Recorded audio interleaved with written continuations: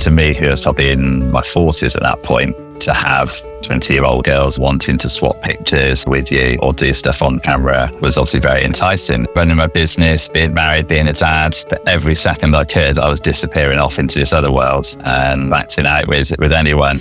Had no interest in religion, probably thought it was a bit stupid. 12 steps are read out. There's God and higher power everywhere. I'm like, what the hell is this? This isn't for me. Massively grateful for actually still being in the house, having a wife who loves me, being with my 2 children every day, being able to actually be a really good dad now. Hello and welcome to 12 Steps and 12 Questions. My name is Silvio and I'm an addict. This pod is full of personal and inspirational stories of recovery from addiction. And in every episode, I'll ask each guest the same 12 questions about their life, addiction and recovery. Quick warning, there will be some graphic descriptions and a healthy amount of swearing. For this episode, please welcome Mike. Hi listeners, thank you for tuning into this edition of 12 Steps and 12 Questions. I'm eager to get to my guest and the 12 questions, but not without reminding you all first to rate and review this pod, please, on any platform and share it in your recovery circle. It's a wonderful way of working your 12 step. And with that, let's get to my guest for today. He heard and responded to my call on this pod for people from all fellowships, and I'm grateful that he's here. Mike, would you like to introduce yourself, please? Hi, thanks, Silvio. My name is Mike. I'm an addict, and my primary fellowship is SAA. And I've been in that fellowship since, I think, 2018. Wonderful. Thank you, Mike. And for the uninitiated, SAA stands for Sex Addicts Anonymous. Sex Addicts Anonymous. That's great. Thank you so much and welcome to this pod. Thanks very much. It's it's strange being here and not just listening to all the other people you've had on your show. That's great. So, as you know, we've got 12 questions, the 12 questions that I ask everybody.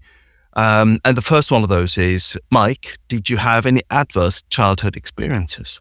Okay. Well, I guess when I've been thinking about this, it's yes and no. I haven't suffered anything, I didn't suffer any abuse or anything like that, and nothing, hear terrible stories of stuff that goes on in people's childhoods. I don't think I had any of that. I think what happens maybe with addicts, negative stuff happens to everybody, obviously. You always get things go wrong, someone doesn't like you might have a fight at school, whatever. But I think the little things maybe we take more personally, or maybe they affect us more, or certainly in my case, I think that's maybe what it was. It might be, say, a girl picking someone else over me, or not getting selected for, the first 11 football team or something like that. So I think I can look back on lots of little things which I remember, which maybe other people wouldn't have remembered because they weren't, people maybe just brushed them off. And I think something that I always think had a bit of an impact on me was when I changed from primary to secondary school. Primary school, I think I was very happy. Probably everything was great as far as I can remember. Secondary school, I didn't get into the one that was most local to me, where probably most of my friends went. I went to one a bit further away. And I always thought then I was a little bit of an outsider in that one. So, I had friends, and generally school was all right. Had the occasional, I think probably most people have had a tiny bit of bullying at some point in their lives, which maybe went on for a week or two, but nothing major at all. But I never felt in with the popular crowd. And I think maybe that's when things started, or maybe when I went a bit more sort of insular. And yeah, I think that, and I did have a minor, which I might come to later, sort of a minor running with the police sort of during my secondary school times, sort of relating to a girl, and sort of got a warning on that. And that's probably, looking back, that was probably my initial, I think I had sort of a fascination maybe with girls, but then they became some strange creatures. I couldn't talk to them and do normal things with them. They were this fascinating object, I think. And then I think things probably spiraled from there. Much has been said on this pod and elsewhere, of course, about our innate sensitiveness, which you alluded to earlier, right? So that things that happen to everybody or seemingly happen to everybody seem to affect us, get under our skin more easily. And I know that this is very much true for me. I don't know how often I've heard people speaking about not being picked for the team. I don't know if they still do this in schools, but they should know it.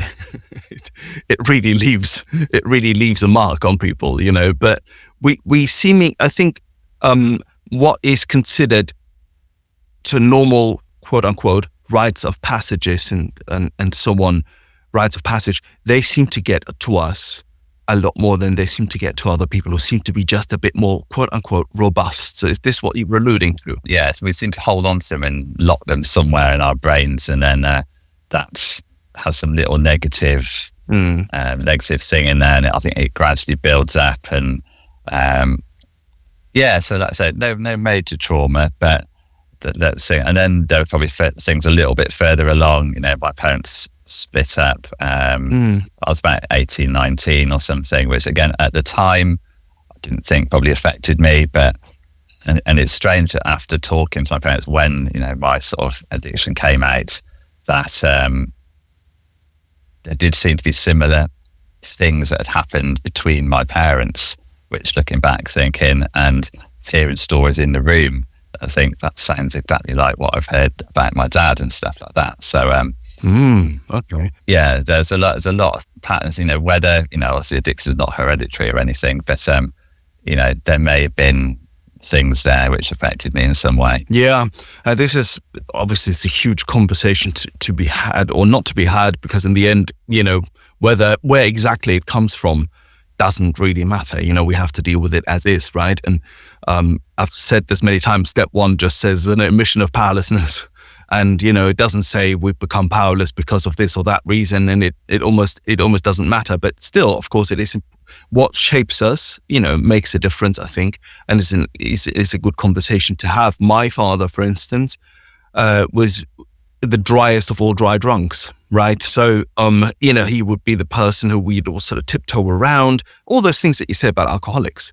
He was always very just fly off the handle really easily and so on and so forth. And I can see where I got a lot of this that I have and carry within myself, where I got this from, right? Now, whether this is genetic or whether this is transgenerational trauma or whether this is a learned behavior, I don't know. And it doesn't really matter, but it's interesting that we find those things, isn't it? So, yeah. You alluded to a situation with a girl earlier on. Yeah. Want to expand a bit on that? What happened there? Basically, showing my age a little bit, but I basically sent a Polaroid pictures through the post to this person that I liked. I didn't really know, but I liked the look of them. And obviously it wasn't received probably the way I probably expected it in my head at the other end. What I was thinking of, I've no idea. Yeah. But was it an explicit photo? Yes. Right. Yeah. Okay. Yeah, understood. So yes, and the police, obviously it got handed to the police. They came around and visit, got a bit of a warning. How old were you then? And again, that probably I was probably 14, 15, something like that. Again, that probably made whole girls seem a bit scarier as well. It's an early reminder of conversations about consent and all those sort of things, and I mean, slightly off script here, but, how did you, 14, 15 is a confusing time for most people, one way or another, whether you end up being a sex addict or a drug addict or whatever, I remember it being quite a confusing time, not knowing where to put myself and all those sort of things, and it's certainly not knowing how to speak to girls, especially around that age. How did you experience that time? I think I was very much, I had my probably little group of friends who were probably mostly, if not probably all boys at that time. And I liked playing sports, and the girls were just this totally different thing. That said, that's where probably part of the problem with sex addicts probably is that objectification of women and things like that, and not seeing them as people. And so it was Yeah, they were just scary, I think. And yeah, I didn't know how to approach them, how to speak to them. So therefore, when you find other ways of learning about girls, whether it's through magazines or the internet or whatever, then that's an easier way to go. Yeah, I get that. Now, coming up to our question 2, it sounds as if you had a fairly, let's call it trauma-free childhood, as in capital T trauma. Yeah. And maybe with the exception of you sending an explicit photo, one could assume that actually everything's good in the hood. At some point though, and that's our question 2, something, a behavior, sometimes a substance, sometimes both, gets introduced into your life, right? That does something for you, as I always say, that you can't do for yourself. So question 2 is, what did the moment you first got hooked and quote unquote, the fun times, what did that look like? So your first approach there. Yeah, I mean, I'd say probably when I went off to university, and obviously you start getting a bit of freedom, you've got your own place, you start going out more and drinking, socializing. And again, there was still some kind of mental block about chatting to girls. I did, and I had some experiences, etc., with real people. Yeah. And but I sort of vividly remember going out with, not at university, a friend I had at the time, and we went out. We came back to his, and he put some porn on. And why it sticks in my memory, I've no idea, but I just remember it. And I never became a big user of porn. It was an occasional thing, but then once the extra freedoms of having my own place, and then after university, when you've got your own place, not sharing with other people, I lived on my own, and you get a computer or a laptop, and the world is your oyster on the internet. And I think that's when things really started to snowballing. It's like, well, I could look at this, and then you might click on a link to go here, and it's like, go here to chat to these people. And certainly it became sort of chat rooms and meetup sites and things like that, which really sort of hooked me in, and just spiraled really. There was always one, and hang on, then this one does a bit something different. It's the old thing of we're never satisfied. An addict's never satisfied, are they? You never think, oh, I've had enough drink, or that's the ultimate person, or whatever, or the ultimate hit of whatever. Yeah, you're always looking for more. Of course. So let's slow this down a little bit. So you go into chat rooms, you go into meetup rooms. So would you end up meeting those people in real life, or would this always be in one way or another virtual? They were mostly online. I probably, you would chat to people, and you'd and would be thinking, where can I lead this, where it might be possible to meet this person. And occasionally it did happen, probably not as often as I would have liked. Yeah.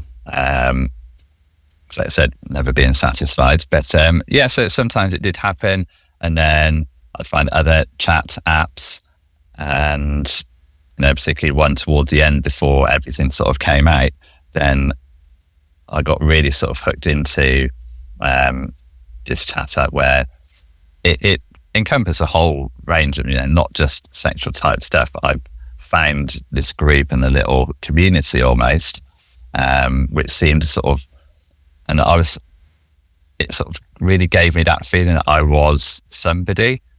Yeah. Now I was meeting these people, you'd form these groups, and everyone would sort of know me, and I'd be able to pick and choose this person and that person to talk to, and swap stuff over, photos, videos, whatever.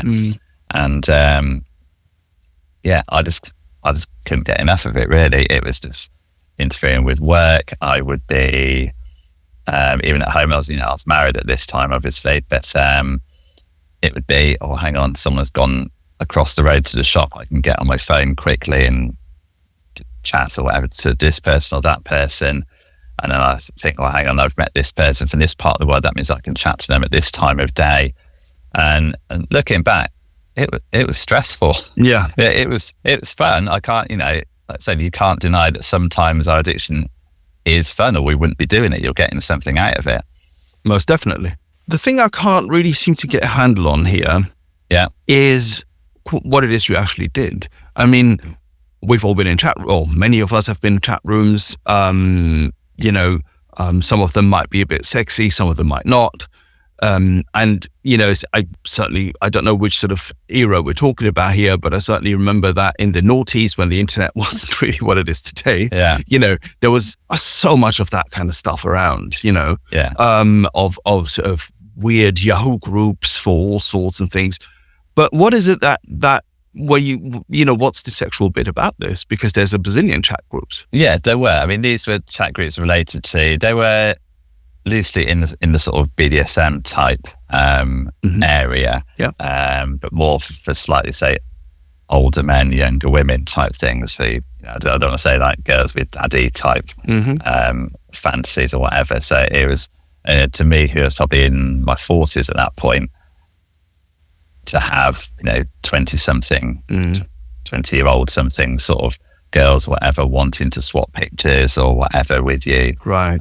Or do stuff on camera, was obviously very enticing. And that said, to be able to think, I could separate them all and have these at this time and that at that time. It's like a sort of separate virtual world. It was a separate world. I was this person in this world, and that world just totally took over. Right. I was masquerading in the real world, running my business, being married, being a dad.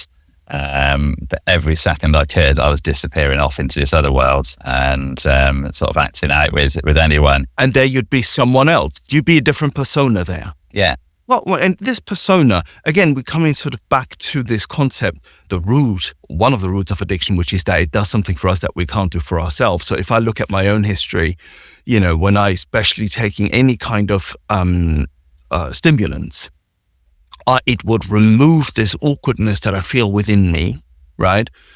When I was in my 20s, specifically about girls, about sex, about approaching women, and where I was quite, even though I don't appear like this, I'd feel so awkward, right? It would just remove all of it. Yeah, definitely. It's this sort of almost Fight Club, also showing my age here, Fight Club sort of thing, and my addiction does show up in this kind of Brad Pitt sort of figure rather than in any other devilish sort of way. Yeah, definitely. It definitely gave me that confidence. Yeah. Right. Okay. So let's talk about this persona of yours then in those rooms, in that world. What was that like? It was just, I was, in this sort of community where I became, admins of these groups, and because they thought I was a trustworthy type person, but all the time it's like, well, I could do this in this group, but then in this group I'll do this, and then I'll chat to this. And it was, so whereas giving out this persona, let's say, of confident, trustworthy, plays by the rules, and whatever, I was totally the opposite. Even there, and then totally opposite again, back to my real life. Okay. And in those groups, so, there'd be different people, obviously, in the groups. You'd share sexually explicit images with those people, maybe engage in sexual acts with cameras and that kind of stuff. Yeah. And there were a few, obviously, if you found someone who was local, you would occasionally meet up. Right. Okay. Because I've from my admittedly limited understanding of sex addiction, there is this sort of more virtual type, quote unquote, and there's the more real type, and there's some mixed things. Am I getting this right? Yeah, that's right. Some people are purely, say, addicted to porn. They might sit there on their own, watching hours and hours and hours of that. So some people might be going out, escorts, prostitutes, whatever you want to call them. Sure. Or paying for sex somewhere, and like I said, other people are flitting around in the middle of it, which is probably me. Yeah. And would this really be about sex, about the actual act? No. Or is it about all the things around it? It was sort of partly about, say, power. There's certainly a bit about power, confidence, control, all the usual things you hear sort of addicts talking about, being able to control this person or this situation. Which I don't know why I never felt I could do that in real life. But that's what lured me. And I found I could control, I had some element of control and power in that area, and got sucked into it. Yeah. Even though it was controlling me rather than the other way around. And we'll get to that in a moment. It is interesting, though, that we do like a different world, don't we? I mean, we'd use anything, to get away from ourselves, get away from what we're really feeling, get away from the situations around us that we don't seem to be able to cope with, being maladjusted to life, And this is certainly true for me. And not only drugs and alcohol, have applied for that, Our question 3 is, what were your worst consequences, and finally your rock bottom? What I think is interesting is this, and you sort of almost kind of glazed over that a little bit, is that in the meantime, you actually were able to have a real relationship because you got married, you have children. So this other world didn't seem to well, it certainly must have interfered, but it didn't seem to prevent you from forming a real connection to someone. So being capable of actual intimacy. It did, yes. I mean, whether, real intimacy has certainly got a lot better when I've not had the other stuff, because, I didn't need to put the effort into, say, real intimacy when I could get the fake intimacy much, much easier somewhere else. But yeah, getting around to the rock bottom, I probably had a few lucky escapes or close escapes when I was, the odd picture might have been found on the computer somewhere or whatever it might be, and I managed to explain it off. But yeah, I can vividly, it's probably one of my most vivid memories is the moment everything came crashing down. I'd actually gone off to play football and got back into my car, opened my phone up, and there were just all these messages and my screenshots from my wife that she'd got off the computers, basically blowing the whole thing wide open. And yeah, I just sort of froze. It literally was a bomb had gone off, and I just did not know what to do. It was panic stations. No, it was immediately, right, how can I cover this up the best I can and limit the damage, explain it off, how am I going to get out of this? It was never, certainly at that point, it was never, okay, I've been caught, hands up, I can get clean now. It was, I need to cover this up, sweep it away as quickly as possible so I can get back. What can I keep hold of? Yeah, protecting your addiction, of course. Yeah, definitely. But yeah, it's like I had to go home and I had to sit in the car for a while. I was told to come home. She invited my mum round as well, which I was like, oh God. Oh, Jesus. It was just the worst feeling in the world. But again, it's the worst feeling that I'd been caught, not the worst feeling at that point I'd hurt other people. It's all about me. It was like, how am I going to get out of this? Oh, let's just slow this down for a second, though. If I'm understanding this right, your wife gained access to your computer. On your computer, there's a bazillion sexually explicit images. Yeah, and conversations and everything else. Yeah. Right. Okay. Sexually explicit conversations, probably. Yeah. Stuff you want to do to others, stuff that others want to do to you, all of that. Yeah. Show me this, do that, whatever it might be. But yeah. Mm-hmm. And all stuff. Yeah. And then your wife finds it, confronts you with it, and you have to go in, and she's also invited your mother to come along. And so you are basically faced with the two most important women in your life. Yeah. Right? Trying to explain what it is that you're doing. Yes. And obviously, I couldn't explain. Even the stuff they'd found was still, it certainly wasn't all of it, because obviously a lot of it was on my phone. So I was immediately thinking, right, hang on, get rid of all this stuff off my phone for now, so that I can try and put it back on later. But yeah, just trying to face some, because it was a massive, because I'd hit it so well, it was such a massive shock to them as well. Yeah. They didn't really know what to say about it. Before this, sort of maybe let's go from that point on, let's sort of go back, say, a year or so. Yeah.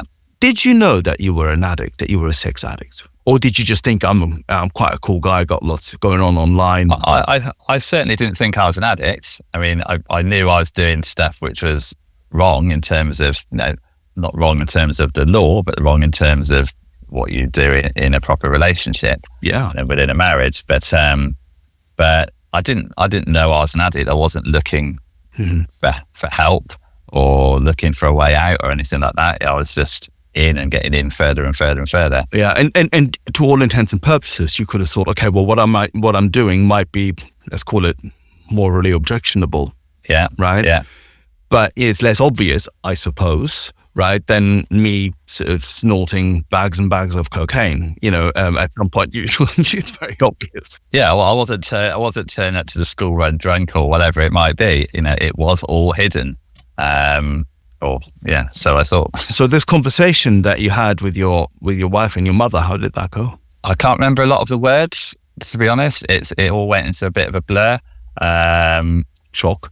All that is, it was just this turmoil going on inside of me. Part of me going, what do they know? What's going to happen next? Am I going to be at the house? Is that my marriage over? That would then mean, am I going to sort of lose my kids? But then also, what have I got hidden? What can I keep hold of? There was still that sort of battle was still going on even at that moment. Yeah, I get that. I remember when I was confronted and had no way out, right? It was obvious, that I was an addict and so on and so forth. I also still wanted to somehow hold on to something, anything almost, and thankfully I couldn't.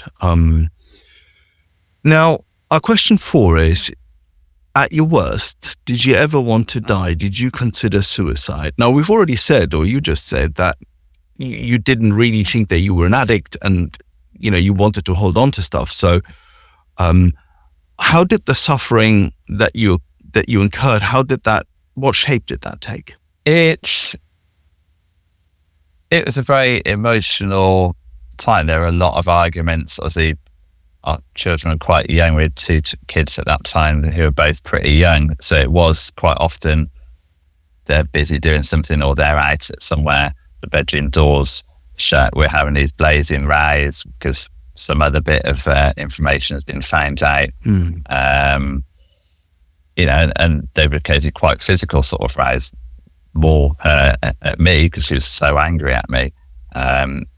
Again, I think a lot of I've experienced in the rooms, the partners just want to know the truth and we just don't want to tell them the truth.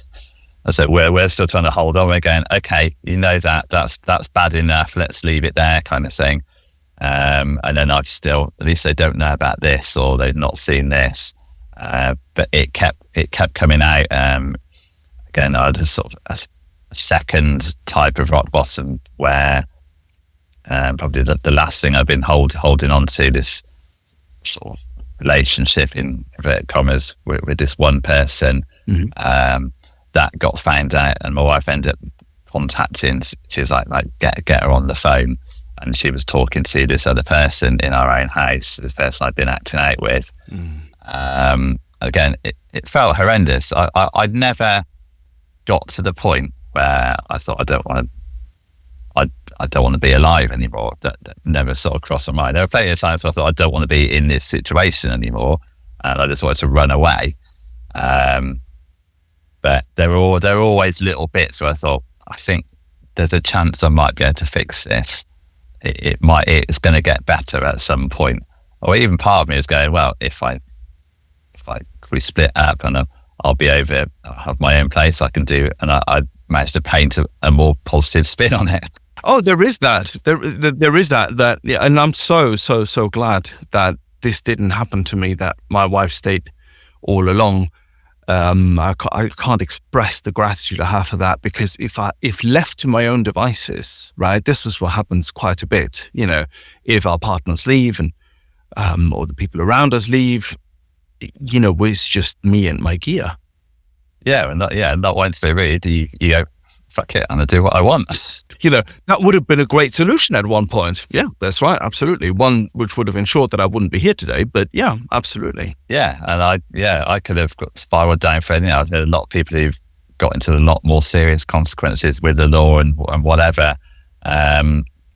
Fortunately, in a way, and I still sort of say to my wife occasionally, I'm massively grateful. It's great that she did find out at that point before it had got even worse. Yeah, absolutely. Can I just take in a very quick detour here? Just speaking about our partners, and there is perhaps a distinction between my using and drinking and the double life I led and the continuous everyday lying towards my wife, right? But that didn't involve other romantic or sexual partners, right? It is different for the sex addict, of course, right? How do you experience this? And is this a big deal in the rooms for you guys? If you're enjoying this podcast and would like other addicts and alcoholics to hear it, then please make the pesky AIs and algorithms work their 12th step. Hit like and subscribe. It's there is, like I said, there are some partners in the rooms who've just gone, they find that whatever it is out, that's it, end of story. But there are a lot of people in the rooms who've worked through things, and like myself would say our relationship is a million times better than what it was in the early days, even before there was much of an addiction or much acting out. Just because obviously of what we'll come to later on is working the program and all the benefits of that. So, and certainly in my home group, it was a pretty positive group. Most people there had managed to work through things. Grateful their partners had generally stuck with them. Obviously, there's always going to be sort of residual trauma in there somewhere. More so, obviously, on the partner's part, we've been doing this all along, gradually built up the addiction and whatever, and then we work this program to try and wean us off it. Essentially, they have this massive explosion, and then quite often they're left to their own devices. Maybe with the help of reading stuff on the internet or the old book, but it's certainly been hard for her, definitely. And whilst part of me is always wanted to gloss over how hard it was, it's definitely has been incredibly hard for her. Fortunately, getting easier, but and I'm grateful she's stuck with it. Yeah, thank you, Mike. Thank you.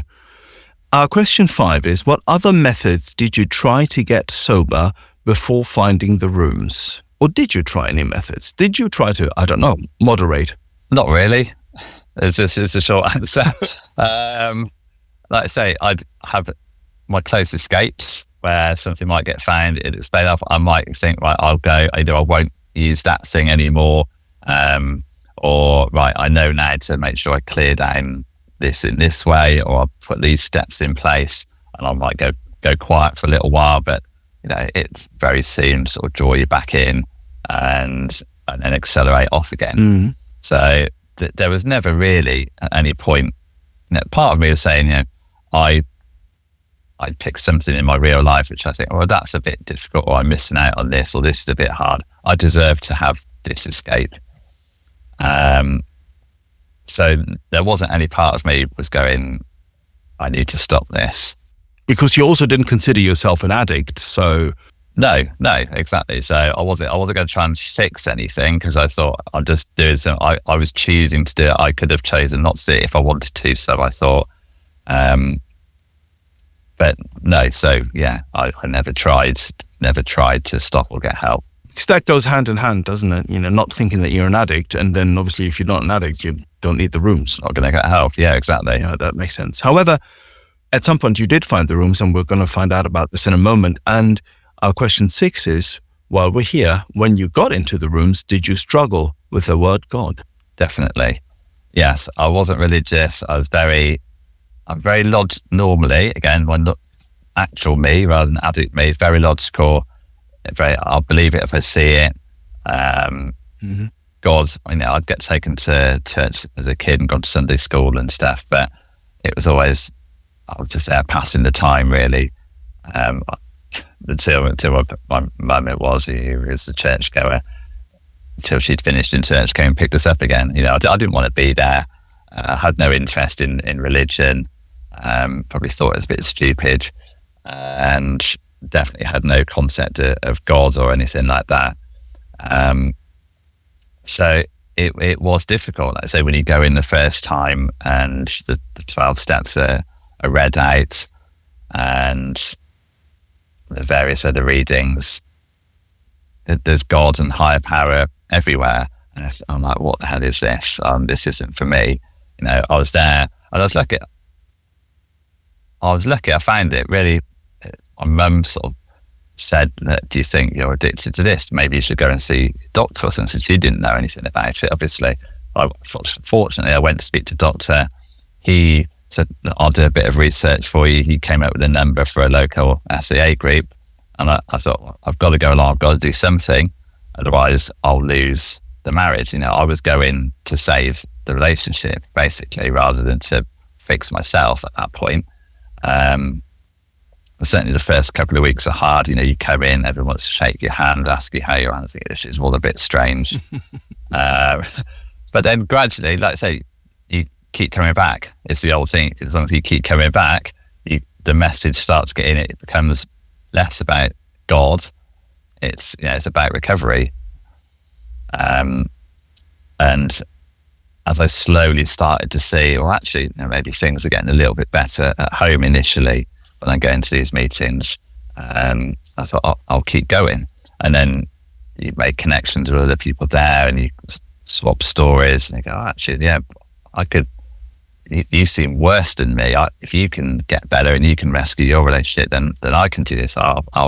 It took me a while to actually get going on the steps. Mm-hmm. I probably went in for probably a good 2 months before I started working the steps or anything like that.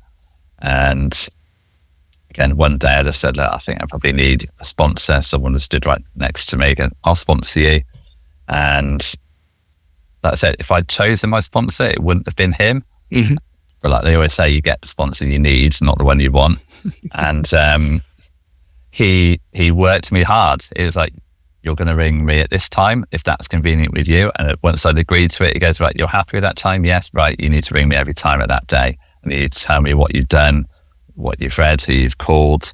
And then we started going through the steps. If I can stop me if I start going off track a little bit. But I started writing my step one. Again, my wife wanted to sort of be involved, which was a challenge because you want to be really honest and get everything down in this, doing a written step one. All the time I said, well, it's going to be around the house. She might ask to see it. She wants to know what's been going on, which is fair enough. Even though I was thinking that you know enough, you're just going to get hurt more. So I probably had to rewrite my step one about 4 times until I was actually able to properly be honest with the scale of things. I say I don't know if they've done it in your fellowship, but when you're trying to give a certain number of hours, trying to work out how many hours you spent on your addictional days or whatever it might be. I think you're trying to go back 20 odd years or whatever it was, and it's just an enormous amount of time that you've just wasted. I'm no good at math. So and then well, I'm all right at maths. So that was like, well, okay, I did this so many hours a week, that many weeks in it, and it sort of takes your mind off how bad it all is. But yeah, once again, it was once I'd actually written out my proper step one, and my wife, I sort of agreed to let her read it, and she was like, I believe that is the truth. And that did make me think, actually, I can do this. This might help. That's probably when I actually properly started getting going on the program. Okay, great. Thank you. Our question 7 is, and that on the back, of course, of question 6, which is, did you struggle with the word God? Our question 7, how do you experience your higher power today? Yeah, that's a difficult one. I was listening to one of your other shows last night, and I probably heard the first 6 questions more than the second 6 questions. And yeah, it's a tricky one because I don't feel I have my own higher power. But I've come to see, I mean, initially, I said this whole higher power thing and God was a bit, I'm not sure I can do this. But then my higher power said, look, it can be anything. And I saw just go into the group, and the strength of recovery in the group was initially my higher power. That was like, if I keep going there, I'll be all right. The group will look after me, kind of thing. So initially that was my higher power. And then, but I think I've just expanded it more into just little things, the universe and nature. You're thinking, well, stuff just happens, and it's not by fluke. How a particular tree grows or whatever in this particular environment, or how this happens and that happens, and just our sort of tininess, not that that's a word, of ourselves within the universe, thinking, God, there is a high power, there is something making all this work. And I said, even little things that I quite often, the little coincidences that happen, you say, I haven't seen this person for a while, they suddenly ring you. I think, I'm a bit short on money, say this week, or this bill's coming up, suddenly some amount of money comes in which you weren't expecting. All these little things, I think someone's looking after me here. There comes that point where it's really difficult to contradict it, right? Where the amount of those instances, right, where your prayers get answered, something turns up that addresses something that sometimes you didn't even know you needed. Yeah. It comes to the point where you cannot deny any longer that there is clearly something happening here, right? Whichever name you want to give it. And I am so guilty of having been that person who needed to know in detail a conceptual, almost sort of written definition of what God could possibly be. And I made myself sick. I mean, my obsessive mind, it made me almost sick with the thought of, well, it could be this, but it could also be, and if it was this, then it would mean that, and so on, just over and over, until one day thankfully, this obsession to figure this out, let go of me. It wasn't my doing, right? But it actually let go of me. And I realized that I will find God more easily, more quickly, if I stop asking questions to which there will never be an answer, at least not in this lifetime. So this question 7 is less about the concepts, but rather the lived experience of your higher power. And you explained that beautifully. Thank you. Thank you, Mike.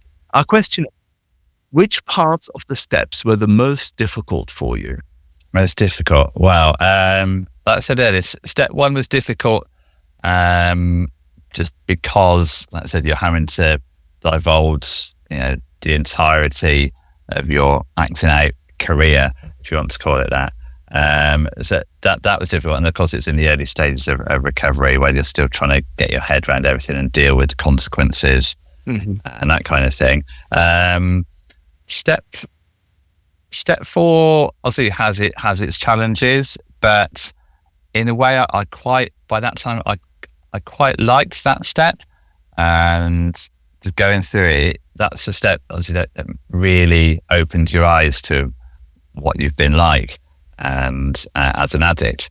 So I kind of enjoyed that. There were difficulties obviously in the making amends process, particularly Hannah, because my wife had told her sister and her parents as well. She was she was in shock and trauma at that point. So it's like, people going, what's wrong with you? She would just tell them.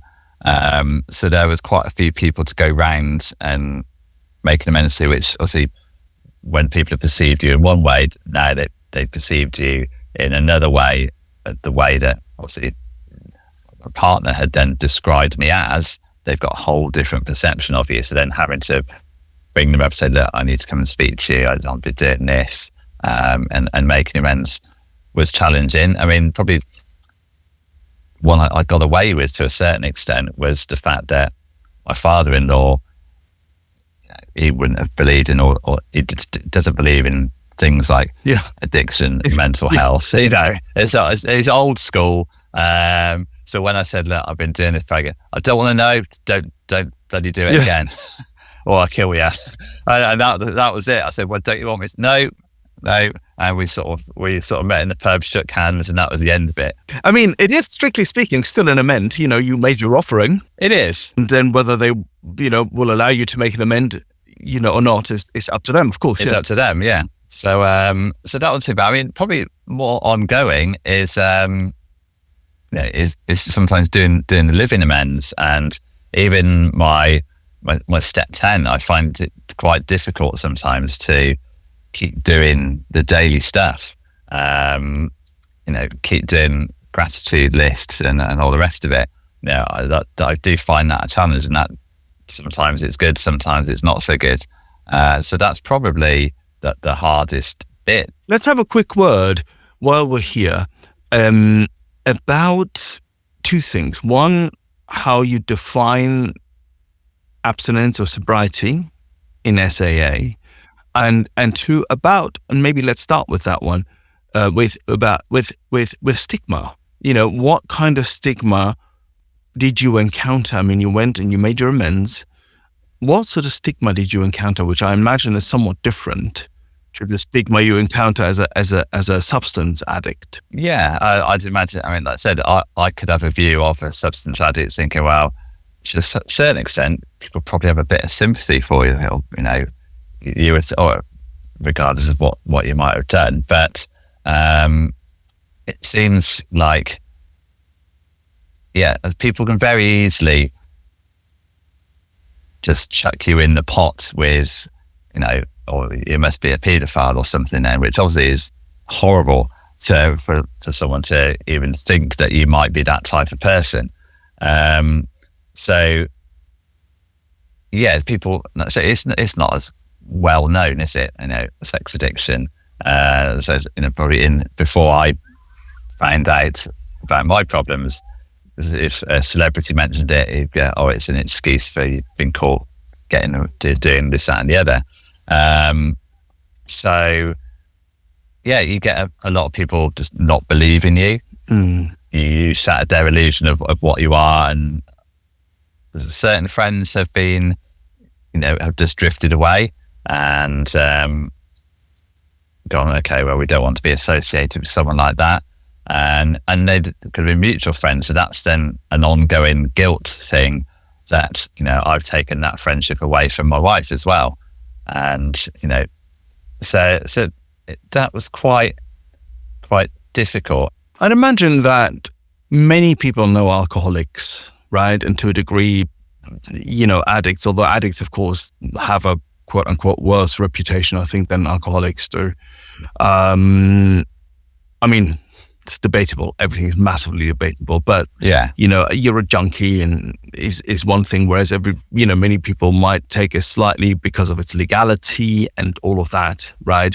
Of alcohol, it's easier to accept, I suppose, right? For those people who like to engage with that sort of stigma. Now, with sex addicts, I'd imagine people just can't get there.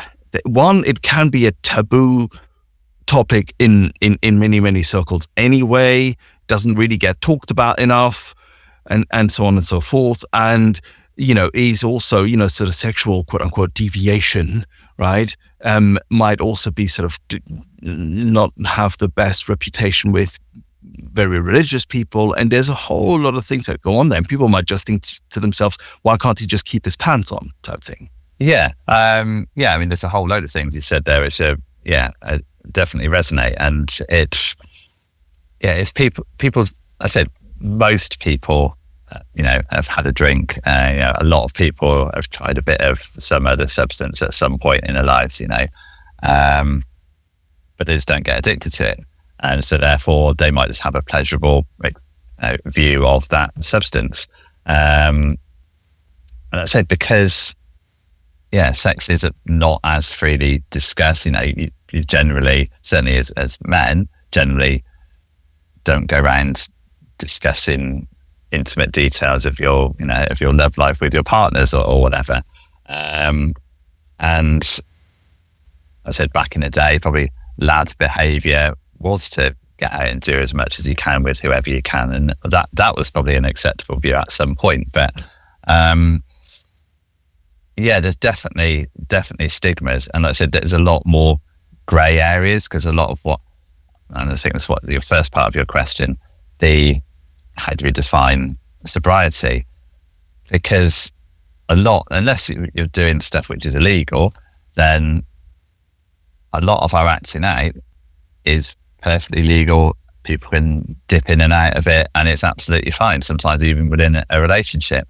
So yeah, like I said, we create our circles. So I, again, on discussions with my wife, although I had a pretty good idea myself, what my inner circle of stuff that I just couldn't, what was definitely a no-no, went in. So, it's basically sort of any contact of any sexual nature, either in real or online or whatever, with, another female, to me is my inner circle, and that would be acting out. So any inappropriate messaging, watching stuff, even if I, to a certain extent, flirting with a customer or something, all comes in my inner circle and would be defined as acting out.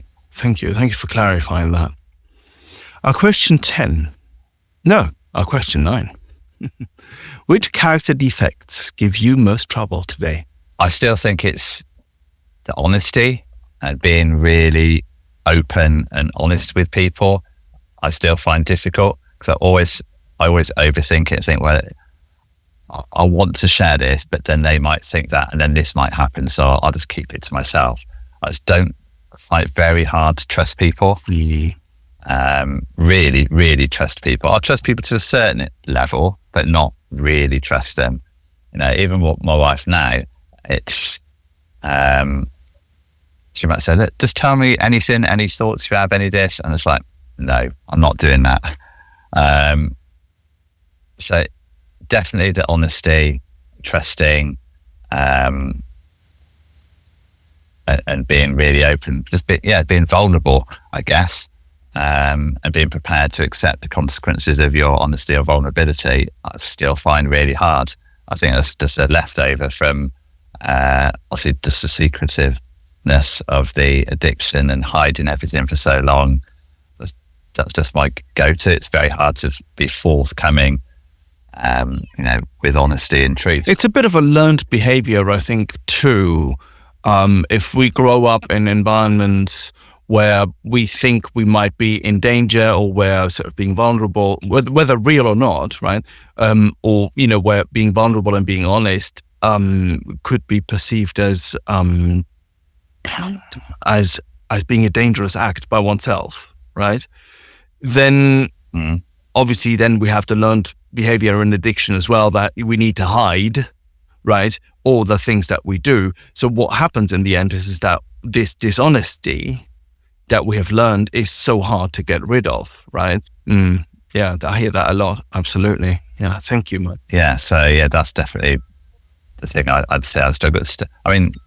Not glossing over it, I find because I've got a definitive inner circle and I know I can't do that and I can look at it in black and white, the staying sober is not the hard bit. It's then it being a fully sort of recovered person living in the real world. So I can't remember if this comes up in any of the other bits, but they say, isn't it, the good thing about recovery is you get your emotions and feelings back, and the bad thing is you get your emotions and feelings back. And it's so true. Having to something bad in inverted commas happens, you have to deal with it. You can't gloss over it, think I'll ignore it and I'll run away and I'll sort of medicate myself with my addiction. You've got to face up and deal with life, and like everybody else, that can be hard sometimes. But like normal people, whatever they are, heaven forbid. And but it does get a bit easier, once you've actually gone, oh, I need to say something about this, or I need to do this, and you actually just do it. I think, well, that wasn't as bad as I was building it out to be. And that's invariably the way it is. You build it up in something in your head, it's nowhere near that bad. Yeah, and the longer it lives in your head, the worse it gets, of course. Yeah, absolutely. Thank you, Mike. Thank you so much. Question 10, what's the best thing recovery has given you? So many things, really. I mean, the simple thing is a marriage and being with my 2 children every day and seeing them grow up and being able to actually be a really good dad now. And even my wife will say, look, you're such a better dad. You're there with them. You're fully engaged. You're wanting to help them. Or my first thought now, if someone's out, isn't, I can go and act out for 20 minutes. It's, those dishes need doing, or I could push the hoover around, or I could sort the school uniforms out for the next day, or whatever it is. I want to do stuff to help people. But yeah, just massively grateful for actually still being in the house, having a wife who loves me.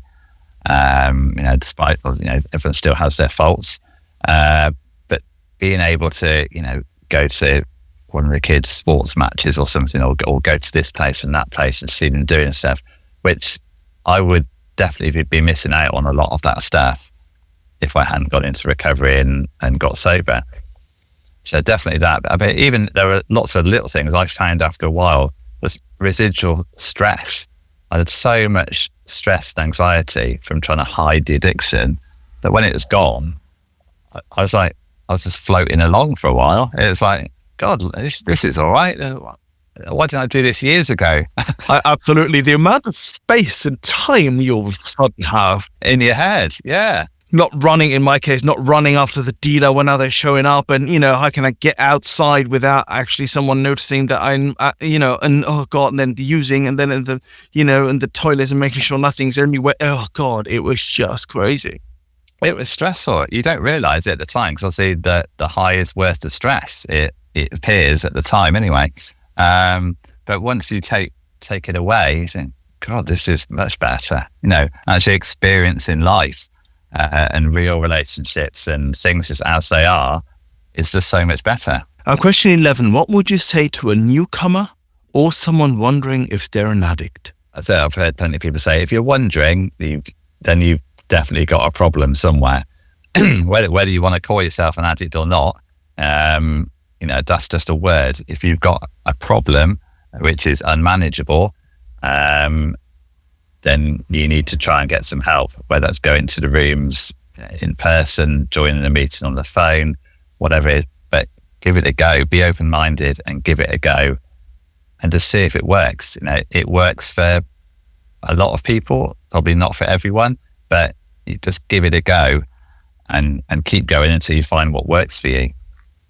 Yeah, don't be put off by the God thing, or lots of strange men, mostly in our circles, wanting your phone number, just ringing you up at random times of the day, telling you about their day, and I'd be thinking, what do I want to know about their day for? And then switching that round, thinking, it's not about me. It's about I'm doing service to that person by taking a phone call and listening to them, and that might be the thing that keeps them sober that day. There's something to be said about this, isn't there, in the first sort of 2-3 weeks or so when you come into the rooms. And we think this is very normal, of course, and it's great that we have it. But, of course, when you come in, people will sort of circle around you, will try and show you some love. They're going to want to talk about your behaviors, about your using, about whatever it is. And, all those things that you've been so desperate to hide for so long. Yeah, exactly. I'm not telling you. Yeah, exactly. And people coming up, random dudes coming up to me, kind of go, "Oh, here's my number. Call me. Yeah, I'll call you." And I'm like, "Who the hell are you? Yeah. Who are you?" and so on. So the first 2-3 weeks are really bewildering until you sort of find your feet. Definitely. And especially I find until other new people come in and you can see how sort of scared and confused and whatever they look. I think, oh, actually, yeah, I know what that feels like. I can have a quick word with them and say, that was me. That, someone new coming into the room doesn't know whether I've been there a week or 10 years. That's right. Yeah. You can talk to them and say, I only came in 2 weeks ago. It seems all right. It's helping me a bit. And definitely. It's a scary place, but it's a wonderful place as well. Yes, I'm definitely glad I found it. And our last question for today, what do you want your higher power to say to you, in inverted commas, at the pearly gates? Yeah, this is a tricky one, because like I said, still let's say, envisioning that whole God thing and going up to heaven is still a difficult concept. And I've had a whole different perspective on death in the last year or so. So my dad died about a year and a half ago. And I find it's just really changed my perception on life and death. And part of it, I've got a lot more scared of dying, to be honest. And I think I've got to make the most of my time whilst I'm here. That's right. So I hope that by the time, I've got a good amount of years left, hopefully, that I would have been able to see and do what I want to do and leave, say, my children in a good place where they can manage without me. Obviously, hopefully they miss me a bit. But yeah, hopefully I'll have done what I feel I needed to do to the people I leave behind and leave them in a good place so that I can go there and he goes, good job, well done, come and have a rest and put your and yeah, hopefully they'll just say, yeah, good, you've done everything you wanted to do, you've done the best you could, welcome, come on in. And that'll be it. Wonderful.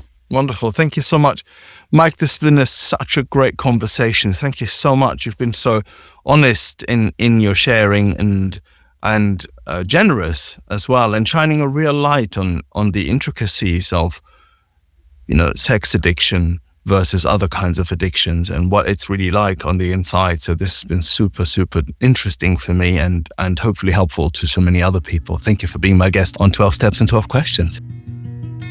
We've come to the end of this episode. Thank you for listening. If you've enjoyed it and would like other addicts and alcoholics to hear it, then please make the pesky AIs and algorithms work their 12th step. Hit like and subscribe. While this pod is based on the 12-Step Recovery Program, it's not officially affiliated with any 12-Step Fellowship.